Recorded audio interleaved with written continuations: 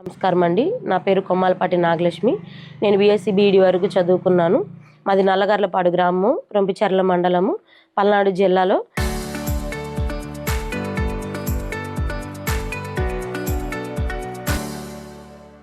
నేను నల్లగర్లపాడు గ్రామంలో కిరణమయ్య వివోఏకి దాదాపు 7 సంవత్సరాల నుండి నేను వివోఏగా పనిచేస్తూ ఉన్నాను.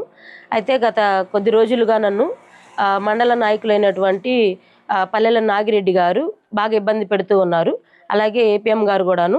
అయితే నన్ను ఇలా ఇబ్బంది పెడుతున్నారని అధికారుల దృష్టికి తీసుకెళ్ళినప్పుడు పై అధికారులకి వాళ్ళు ఇబ్బంది ఏం లేదమ్మా, నీ పని నువ్వు చూసుకో అని చెప్పేసి అన్నప్పుడు ఈ 2 నెలలు అలాగే నా పని చేసుకుంటూ ఉన్నాను. మరొక విషయం ఏంటంటే మా అన్నయ్య జనసేన పార్టీలో రొంపిచెర్ల మండలంలో ప్రధాన కార్యదర్శిగా పనిచేస్తూ ఉన్నారు. అయితే మీరు ఈ పార్టీ వాళ్ళు కాదు అని చెప్పేసి పార్టీలో ఉన్న వాళ్ళకే ఈ ఉద్యోగం అని చెప్పేసి నన్ను ఇబ్బంది పెట్టడం జరిగింది. బుక్స్ ఇవ్వమన్నప్పుడు నేను ఇవ్వడం కుదరదు అని అన్నప్పుడు ఎలా తీసుకోవాలో కూడా మాకు తెలుసని వాళ్ళు అన్నారు. పల్లెల నాగిరెడ్డి గారే అన్నారు, మరొకరైతే ఎవరు నాతో అనలేదు, ఆయనైతే అన్నారు. ఇంకొక విషయం ఏంటంటే సెల్ ఫోన్ అనేది ఇస్తానని చెప్పేసి 2 రోజులు తిప్పి నేను ఈ వృత్తిలో ఉన్నప్పుడు నాకు మొబైల్ అందరితో పాటు ఇవ్వకుండా అందరికీ మొబైల్ ఇచ్చారు.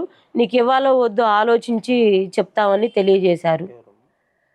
ఏపీఎం గారు ఆ మాట అన్నారండి. మీరు అధికారులు ఎవరి దృష్టికి తీసుకెళ్లారు? నేను పీడీ మేడంకి చెప్పానండి.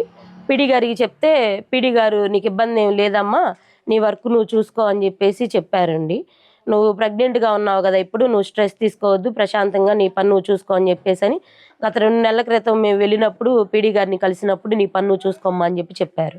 ఈ విషయంలో లోకల్ పరంగా ఎమ్మెల్యే గారి దృష్టికి కానీ దృష్టికన్నా ప్రజాప్రతినిధుల దృష్టికి తీసుకెళ్లారా మీరు? మేమైతే ఎమ్మెల్యే గారి దగ్గరికి వెళ్ళలేదండి. ఎంపీ గారి దగ్గరికి వెళ్ళినప్పుడు ఎంపీ గారు స్పందించి నీకు ఇబ్బంది ఏం లేదమ్మా, నీ పని నువ్వు చూసుకో అని చెప్పారండి. ప్రధానంగా నేను ఇప్పుడు ఇబ్బంది పెడుతున్నారు. నన్నైతే ఇప్పుడు వరకు వాళ్ళే ఇబ్బంది పెట్టారండి, ఇంకెవరు ఇబ్బంది పెట్టలేదు.